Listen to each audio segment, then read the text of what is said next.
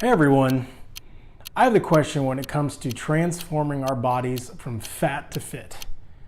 Is it nutrition or activity? The answer is easy, but is it really?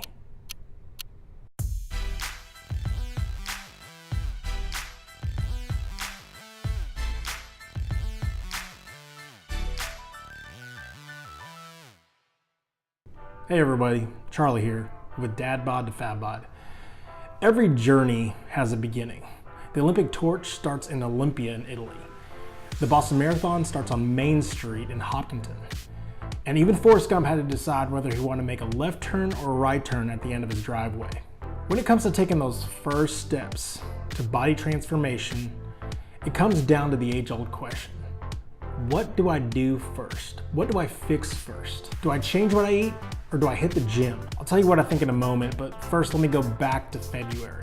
Man, I bet you're gonna get tired of looking at this picture, but this is what I pretty much saw every morning for the better part of a decade, with this selfie capturing me at my worst. And it wasn't without me taking any action. A little more context. As a kid, I was raised Catholic, and we got this thing called Lent, where you pretty much give up something that you love for 40 days and 40 nights, this as a sign of abstinence. And I love food. I love cooking it, I love smelling it, I love hearing it, and yes, I definitely love eating it. That morning picture was a moment in time that pretty much reflected years of failure. You see, Lent was my redemption New Year's. Once you pretty much flame out on your initial New Year's resolutions. During one Lent, I had given up meat entirely. The next year, I'd given up fast food. The next year, I'd given up fried food.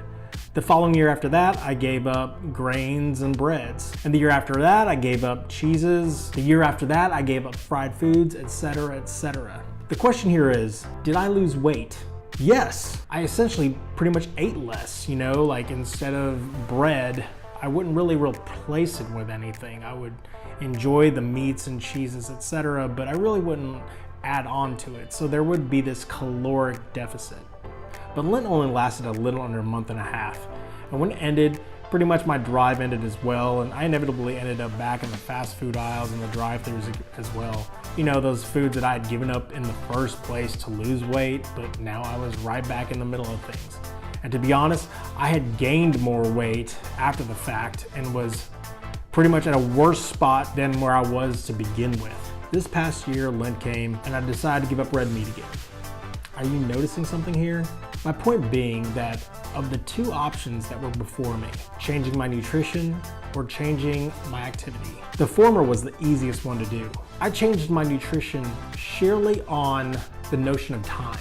Getting in the treadmill, lifting some weights, going to the gym, that takes a little effort. But we all need to eat.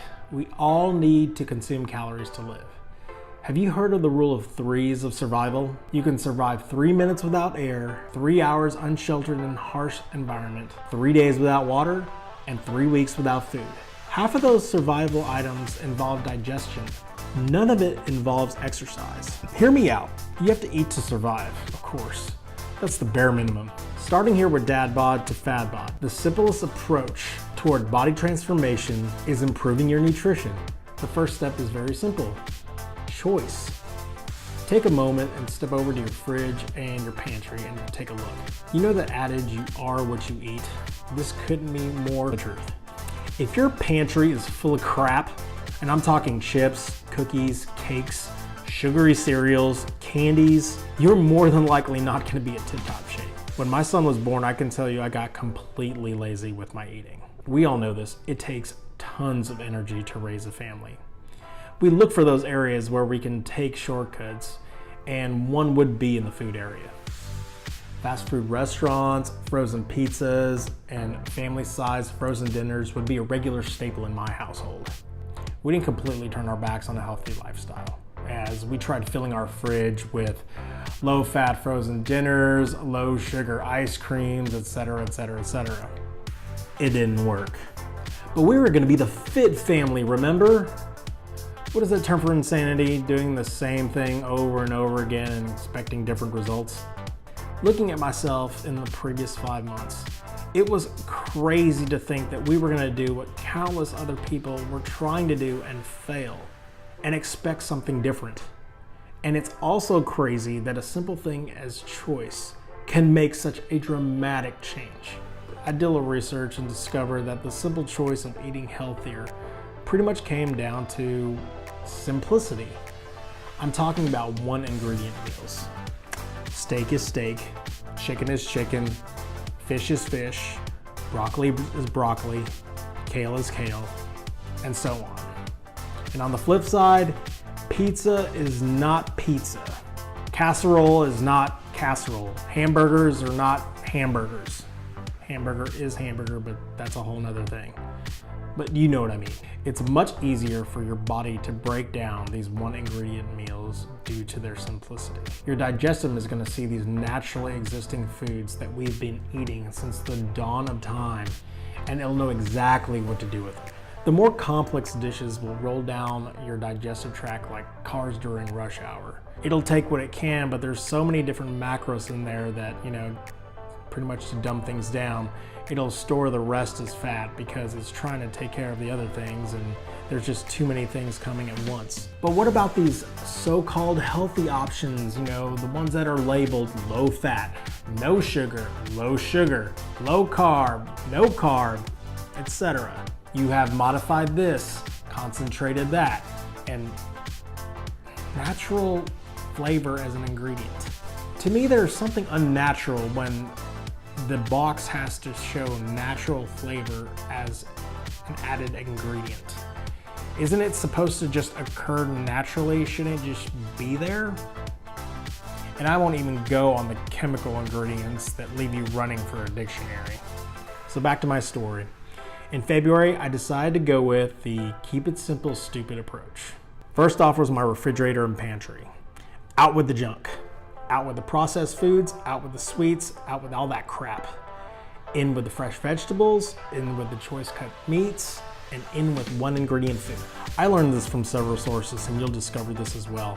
It's in the outer ring where you're gonna find these healthy one ingredient foods. I like to call this the grocery halo, because it's the place to find all the right foods if you wanna look heavenly. This was the first step. What is the second step? Committing to it. Do you notice how I've been using the word simple? I won't lie to you. While the first step is simple, to make the choice, the second step is not easy. In fact, it's challenging to maintain. A challenge that I was willing to take to achieve my goal. I got many questions and tons of pressure at the office.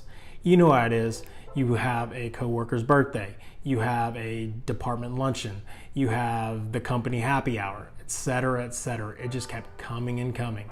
I can't tell you how many times that I was craving a pizza or a nice juicy burger. My answer to you is this. When making choices toward the greater goal, you shouldn't have to deny yourself anything. When I had to prepare my own foods, I prepare foods that I enjoyed. When I couldn't prepare the foods that I enjoyed, I would make the healthier choices when we went out.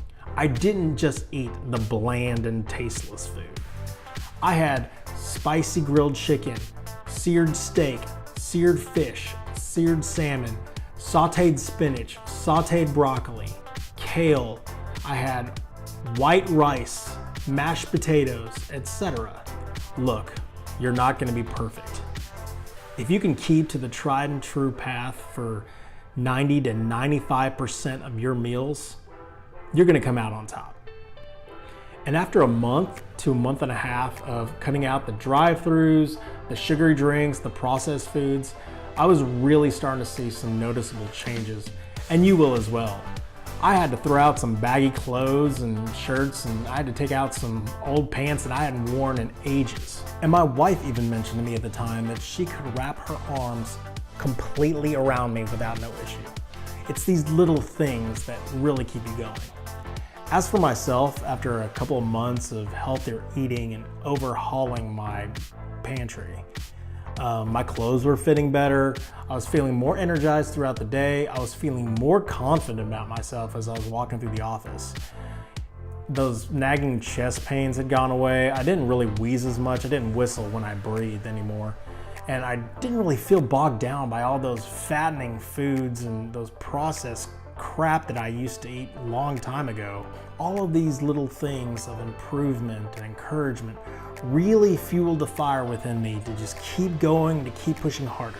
Thank you for watching and joining me on this little trip back in time. I know this one was a little wordy, but as I said, nutrition is really overlooked a lot. And really the simplest changes can really go a long way.